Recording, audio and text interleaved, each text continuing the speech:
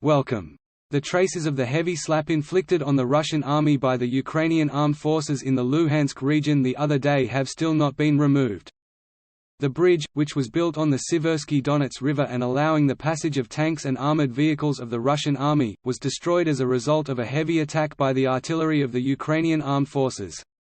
Later, the remaining armoured vehicles and tanks were destroyed in a different attack as they fled back in the region. According to the satellite images released after this attack and the video sharing of the local people from the region, it was stated that approximately 1,000 soldiers of the Russian army, 100 armoured vehicles and tanks were lost. It is stated that in total, 2 Russian tank battalions were lost in the bridge attack. In this attack, the Ukrainian armed forces ambushed Russian tanks and armoured vehicles, while at the same time hitting targets with heavy artillery attacks. It is thought that these artillery attacks may have come from M777 howitzers. It is known that the Ukrainian armed forces has been actively using the ammunition it has recently received from its Western allies in the region.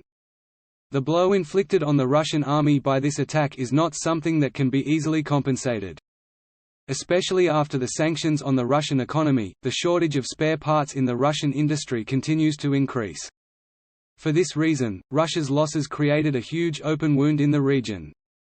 The sight of Russian tank scraps not only around the river, but also in the forest section, as seen in the published satellite photos, also demonstrates the extent of the attack.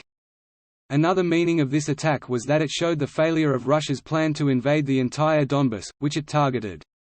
Russian President Vladimir Putin, on the other hand, wants to tell a victory story to the Russian people after the failure of the siege of Kyiv.